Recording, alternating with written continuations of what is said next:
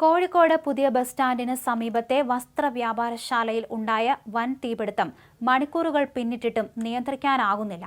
സമീപത്തെ കടകളിലേക്കും തീ പടർന്നതോടെ കടുത്ത ആശങ്കയിലാണ് പ്രദേശവാസികൾ. കോഴിക്കോട് നഗരമാകെ കറുത്ത പുക പടർന്നിരിക്കുകയാണ്. തീപിടുത്തത്തിന്റെ കാരണം വ്യക്തമല്ല. സാധ്യമായതെല്ലാം ചെയ്യുന്നതായി SP ടി നാരായൺ പറഞ്ഞു. രാസവസ്തുക്കൾ ഉപയോഗിച്ച് തീ അണയ്ക്കാനുള്ള ശ്രമം തുടരുകയാണ്. കെട്ടിടം പൂർണ്ണമായും കത്തി നശിക്കുന്ന നിലയിലാണ്. തുണിത്തരങ്ങളാണ് കത്തുന്നതെന്ന് കാലിക്കറ്റ് ടെക്സ്റ്റൈൽസിലെ ജീവനക്കാർ പറഞ്ഞു. തുണിത്തരങ്ങൾ ഇട്ടുവച്ചത് പ്ലാസ്റ്റിക് കവറുകളിലാണ്. കെട്ടിടത്തിന്റെ കൂടുതൽ നിലകളിലേക്ക് തീ പടരുന്നത് പരിഭ്രാന്തി പരത്തിയിട്ടുണ്ട്. വസ്ത്ര ഗോഡൌണുകളിലേക്ക് തീ പടർന്നതോടെ കത്തി പടരുകയായിരുന്നു. കാലിക്കറ്റ് ടെക്സ്റ്റൈൽസ് പൂർണ്ണമായും കത്തി നശിച്ചു. പുതിയ ബസ് സ്റ്റാൻഡ് പരിസരത്തെ ഷോപ്പിംഗ് കോംപ്ലക്സും ഏതാണ്ട് പൂർണ്ണമായും കത്തി. കെട്ടിടത്തിൽ നിന്ന് ആളുകളെ പൂർണ്ണമായും ഒഴിപ്പിച്ചു. ആദ്യം തീപിടിച്ച മെഡിക്കൽ സ്റ്റോറിൽ നിന്ന് കൂടുതൽ കടകളിലേക്ക് തീ പടർന്നുവെന്നാണ് ദൃക്സാക്ഷികൾ പറയുന്നത്.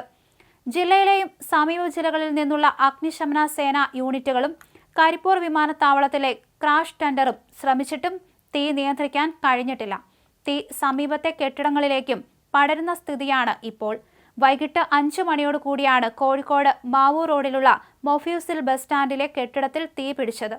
ബസ് സ്റ്റാൻഡ് കെട്ടിടത്തിലെ 3-ാം നിലയിൽ പ്രവർത്തിക്കുന്ന കാലിക്കറ്റ് ടെക്സ്റ്റൈൽസ് എന്ന തുണിക്കടയ്ക്കാണ് വൈകിട്ട് 5 മണിയോടെ തീ പിടിച്ചത്. കരിപ്പൂർ വിമാനത്താവളത്തിൽ നിന്നും ക്രാഷ് ടെൻഡർ എത്തിച്ച് തീ അണയ്ക്കാൻ ശ്രമിക്കുന്നുണ്ട്. കൂടുതൽ സ്ഥലങ്ങളിലേക്ക് തീ പടരുന്നതിനാൽ നിയന്ത്രിക്കാൻ സാധിക്കാത്ത സാഹചര്യമാണുള്ളത്.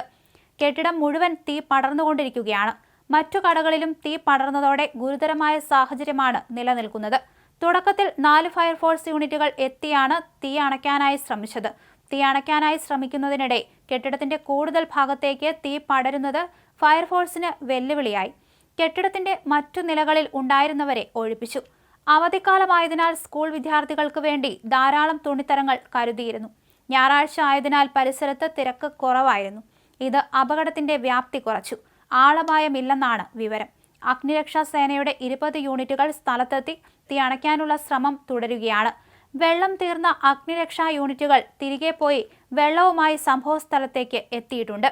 രക്ഷാപ്രവർത്തനം ഏകോപിപ്പിക്കാൻ കളക്ടർ സ്ഥലത്തെത്തി. സമീപ ജില്ലകളിൽ നിന്നും അഗ്നിരക്ഷാ യൂണിറ്റുകൾ എത്തുന്നുണ്ട്.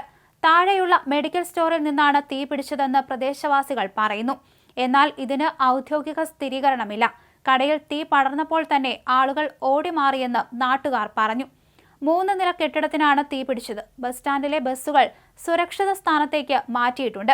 പ്രദേശമാകെ പുക പടർന്നിട്ടുണ്ട്. ഈ ഭാഗത്തേക്കുള്ള ഗതാഗതത്തിന് പോലീസ് നിയന്ത്രണം ഏർപ്പെടുത്തി. ബസ് സ്റ്റാൻഡ് പരിസരത്തെ റോഡ് അടച്ചതോടെ നഗരത്തിലെ മറ്റു ഭാഗങ്ങളിൽ ഗതാഗത കുരുക്ക് രൂപപ്പെട്ടു. സമീപത്തെ മുഴുവൻ കടകളിലുമുള്ളവരെ പോലീസ് ഒഴിപ്പിച്ചു. പ്രദേശത്തെ എല്ലാ കടകളിലും വൈദ്യുതി ബന്ധം വിച്ഛേദിക്കണമെന്ന് മേയർ ബീന ഫിലിപ്പ് അറിയിച്ചു. ബസ് സ്റ്റാൻഡിന്റെ ഉൾവശത്തേക്കും തീ പടരുന്നുണ്ട്. സ്റ്റാൻഡിലെ ബസ്സുകൾ മുഴുവൻ മാറ്റി. ഞായറാഴ്ച വൈകുന്നേരമായതിനാൽ നഗരത്തിൽ വലിയ ജനത്തിരക്കുണ്ട്. സ്ഥലത്തുനിന്ന് ആളുകളെ മാറ്റി ഗതാഗതം നിയന്ത്രിച്ചു. ആളപായമില്ലെന്നാണ് വിവരം. മറ്റു കെട്ടിടങ്ങളിലേക്ക് തീ പടരുന്നത് തടയാൻ ഫയർഫോഴ്സ് സംഘവും നാട്ടുകാരും ശ്രമം തുടങ്ങി. കടയിലും ബിൽഡിംഗിലും ഉണ്ടായിരുന്ന ആളുകൾ ഓടി രക്ഷപ്പെട്ടതിനാൽ വൻ അപകടം ഒഴിവായി. കൂടുതൽ പേരെ സ്ഥലത്തുനിന്ന് ഒഴിപ്പിച്ചിരിക്കുകയാണ്. ആദ്യ സമയത്ത് തന്നെ ആളുകളെ ഒഴിപ്പിച്ചതിനാൽ ആളപായമില്ല.